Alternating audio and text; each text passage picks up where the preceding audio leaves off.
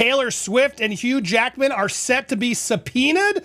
Blake's Lively is saying, we got nothing to hide. Really, girl? You got nothing to hide? Give me a break, girl. Give me a break. Break me off a piece of that Kit Kat bar, Kim. You know what I'm saying? Ryan Reynolds is currently in a tailspin as Hugh Jackman finally pulls back the curtain on their so-called friendly rivalry.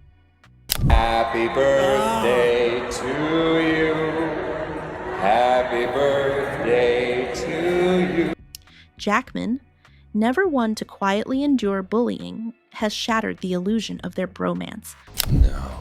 It's not every day a guy gets to interview the love interest of his best friend's wife and the guy trying to replace Ryan as a husband and me as his best mate. Holy shit. Leaving Reynolds scrambling to salvage his image. With a legal subpoena adding fuel to the fire, this Hollywood saga is shaping up to be nothing short of explosive. Who started it? Ryan started it. Insatiable need for attention. Happy birthday to you. Happy birthday to you. The friendship between Ryan Reynolds and Hugh Jackman has long been a heartwarming tale. I think I was so vulnerable and uncomfortable that I got screamed at. But because this person was number one on a call sheet, there was no safety net for me. So no one had my back. Filled with playful banter that resembled high school antics. For years, fans have delighted in their friendly feud. But it's just, there's so much about this, it didn't have to be this way. And I also am still sitting here saying, if this wasn't something they were trying to hide, why has it been so hidden? Where Reynolds and Jackman would exchange witty jabs, creating a charming narrative that made them seem like the best of friends. Just, it's just a joke. You don't get it? You're thin-skinned if you're upset about it. That is how insane this is. But what seemed like a cute rivalry was hiding a much darker reality. There is nothing untoward here. Just conscientious and thorough investigation. The lively parties acted upon reliable information and employed common tools such as Doe lawsuits and civil subpoenas that are entirely lawful and appropriate for pursuing claims and uncovering the identity of unknown perpetrators of unlawful activities. Behind the scenes, it was less of a buddy comedy and more of a pressure cooker ready to blow. And I remember the next day I walked on and I said, you get off my set. This is the first time I've ever spoken. I remember being so scared. Yes. And I looked at this person and I said, you can F off. I'm going to work towards a tennis ball. I never want to see you again. Because Justin Baldoni is damning Blake Lively for her abuse and sham lawsuit and is seeking the smear campaign evidence. Sources close to Jackman, because of course everyone seems to be close to him now, have revealed that the friendly exchanges we witnessed were far from the truth. Now here Friedman is quoted in TMZ. Let's look at what he said. Mr. Reynolds' exploitation of his enormous power in Hollywood continues, this time arrogantly asking to be dismissed from the case despite his publicly documented involvement extending far beyond just being a supportive spouse. It turns out that Reynolds' insatiable need for attention was causing significant friction. Jackman, the charming and affable star we see at awards shows, was struggling with Reynolds' antics. I felt so vulnerable and comfortable that I got screamed at. Yeah, I think we've noticed over the past couple of weeks even there have been a few clips that have come out of the woodwork essentially about Ryan that sleuths have found with some kind of problematic moments. And then there's also been the whole kid pool controversy, which definitely doesn't make him look great either. Jackman reportedly said, highlighting the lack of a safety net when Reynolds was calling the shots on set. Friedman says Reynolds trying to skate is laughable because his fingerprints have been all over the smear campaign against Justin and the Wayfair team since day one. It seems Reynolds was in full control, steamrolling over everyone else, manipulating co-stars and crew alike. And Blake Lively has proven, Ryan Reynolds has proven to be actually the smartest in the room. His behavior was not just a matter of being a demanding star. It was a pattern of control that left others feeling marginalized and powerless. As we reported, Ryan filed the dismissal docs Tuesday, calling Justin thin-skinned for complaining that so-called nice pool character from Deadpool and Wolverine was mocking him. Jackman, being the professional he is, initially went along with it, pretending to be okay with Reynolds' reign of chaos. But as time went on, he realized that this facade was unsustainable. he began to distance himself. Now here Friedman is quoted in TMZ. Let's look at what he said. Mr. Reynolds' exploitation of his enormous power in Hollywood continues, this time arrogantly asking to be dismissed from the case despite his publicly documented involvement extending far beyond just being a supportive spouse. Not with the dramatic flair of a soap opera star, but quietly, like someone who's been to the edge and back. That is exactly how bullies operate. If you've ever dealt with a bully, if you've ever seen bullying, it doesn't matter whether you were young and in school or whether a workplace. This slow retreat was not just a personal choice. It was a necessary step to protect his own reputation and mental well-being. 100% Ryan was the one who put this line in here. Not SNL, not Tina Fey, not Blake Lively, but Ryan. While Jackman never openly threw Reynolds under the bus, he endured the chaos while the rest of us saw the charming side of Reynolds. But behind the scenes, the tension was palpable. Jackman's silence was a strategic move in the cutthroat world of Hollywood. So he was like, you know what's great about you, Weasel? You're not the star, but you just, you do just enough exposition that it's funny, and then we can leave and get back to the real movie. Where sometimes the best survival tactic is to sit back and wait for the storm to pass. And what a storm it was. Justin Baldoni is now accusing Blake Lively of abuse and a sham lawsuit, seeking evidence for a smear campaign. You're telling me you creating this character in this Disney Marvel superhero movie where you mock him, threaten him, tease him, make fun of him, and then ultimately kill him? Meanwhile, Jackman is reportedly set to be deposed in this ongoing legal battle, which could expose a side of Reynolds that fans have never seen. Who started it? Ryan started it. Insatiable need for attention. This is where things get particularly interesting, as Jackman's testimony could reveal a darker, more manipulative side of Reynolds that has been carefully hidden behind his charming facade. TMZ quoted attorney Friedman, who stated, "Mr. Reynolds' exploitation of his enormous power in Hollywood continues." And it started with him calling me out and starting an online petition to get me to come back from Wolverine. And I've known Ryan for years. I'm like, dude, just privately. So I'm like, dude, come on, let's back it up. Let's just back this up. This time, arrogantly asking to be dismissed from the case despite his publicly documented involvement. For years, Reynolds has maintained a public persona as the nice guy, the charming actor everyone loves. We just keep going and going. And any advice from you or anyone watching of how I can actually is gum on my shirt, basically. But could Jackman's deposition pull back the curtain on a much darker reality? Insiders have claimed that Reynolds is sweating bullets over this legal battle because Jackman knows a lot. No, it wasn't just the so-called. He confirms. They say they don't dispute that the character was based off of Justin Baldoni. It was essentially Justin Baldoni. And so Ryan Reynolds admits this. He's been around long enough to witness Reynolds' behavior both on set and behind the scenes. If Jackman speaks out, it could shake the very foundations of Reynolds' carefully crafted image. All hell broke loose. She claims he sexual harassed her, and then by the time they premiered the movie, they weren't even speaking to each other. She made him stay in the basement, and Ryan Reynolds turned on him too. And then she claimed that he unleashed a bad PR campaign against her. This isn't just a Hollywood rivalry. It's a deeply personal revelation that could change how people perceive Ryan Reynolds forever.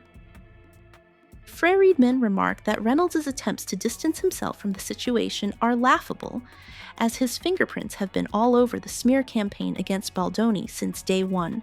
This is about that narrative that I think they instantly started spinning. I believe that they are going to be able to prove in court that this was personal, Ryan Reynolds versus Justin Baldoni. All of the evidence points to the possibility of Jackman exposing what he's seen over the years has left Reynolds in a complete meltdown. He has built a career on being the relatable, charming guy, someone who makes people laugh and is easy to root for. But if Jackman tells all, that carefully constructed image could be shattered. I don't think that it's here for any legal reason. It's here for public consumption and for the public PR battle, I think. And it doesn't stop with Jackman's potential testimony. As more co-stars and crew members come forward with their own stories, Reynolds' nice guy image is at serious risk of crumbling. First up is his relationship with his makeup artist, who allegedly faced threats from Reynolds. "If you don't come back and do my makeup..." Ryan Reynolds realizes he's too big to fail. He just crushes his enemies and drinks their blood. "You'll never work in Hollywood again," he reportedly said.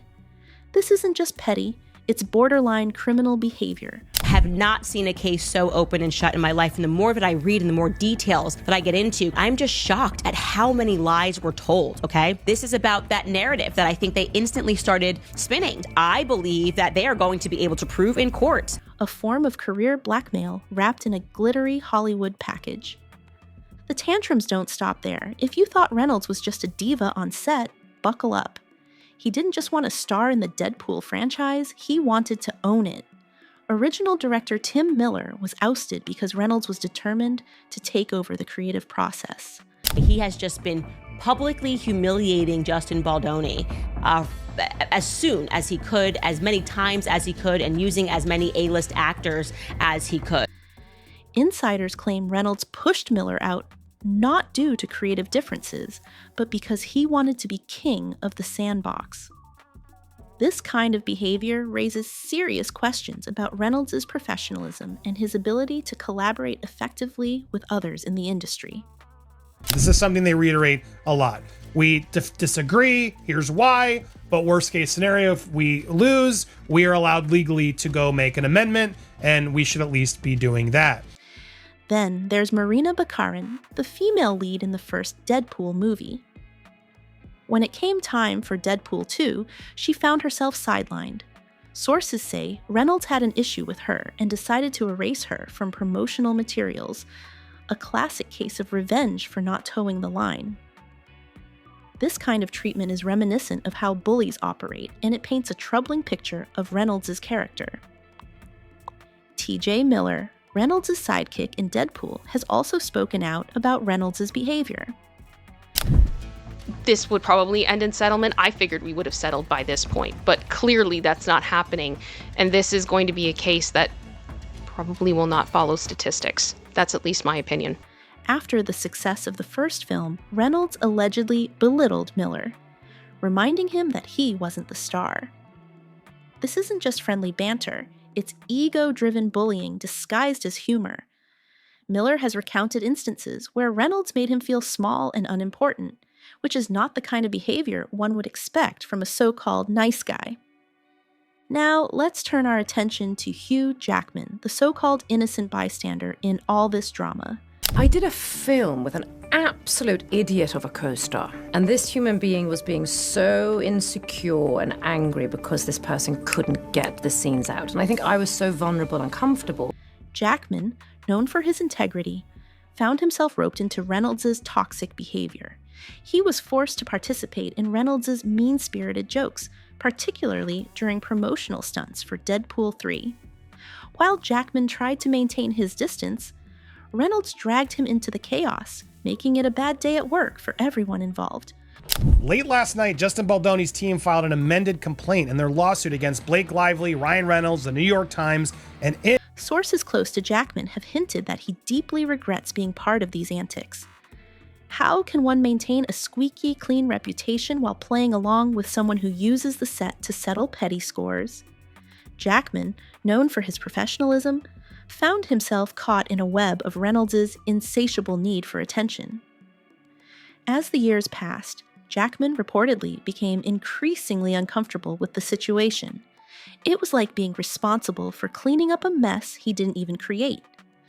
Despite the pressure to stay on Reynolds' good side, and now junkets, and he can claim jokes or whatever, but to pull random quotes of Justin talking about his teenage years and his growth and maturity and to try to use against him to label him a predator, which none of the quotes did, I actually applaud them for, even though they're not supposed to do it, for making the point to be like, nice try, Reynolds, you have your own quotes. Jackman's silence spoke volumes about the toxicity that was beginning to affect even the most respected actor in Hollywood.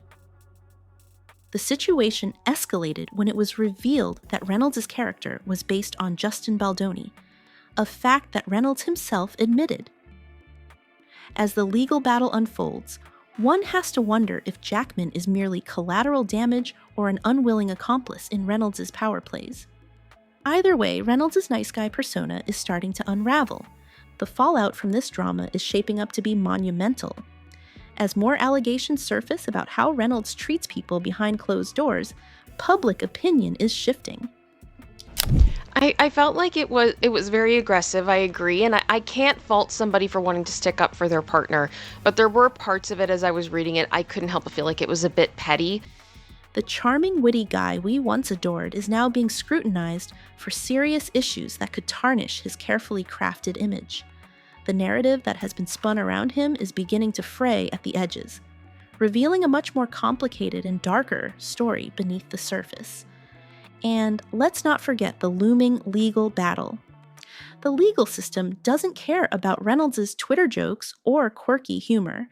If the heat intensifies, every aspect of Reynolds' personal and professional life could be dragged into the spotlight. His reputation takes another hit with each new revelation. It's just deranged. It's nonsensical. Like, fire the whole PR team. It's dumb. And the question remains, will this affect his marriage to Blake Lively? Hollywood relationships can be fragile, and a PR nightmare involving toxic behavior could make for some awkward dinner conversations. As this story continues to unfold, it's clear that the charming facade of Ryan Reynolds is beginning to crack, revealing a much more complicated and darker narrative beneath the surface. Stay tuned, folks, because this drama is just getting started. The truth about Ryan Reynolds, the charming, down-to-earth guy we all thought we knew, is slowly coming to light, and it's shaping up to be a wild ride. The implications of these revelations could extend far beyond Reynolds himself, potentially impacting the entire Hollywood landscape as more people come forward to share their experiences. The fallout from this saga may very well redefine how we view celebrity culture and the dynamics of power within the industry.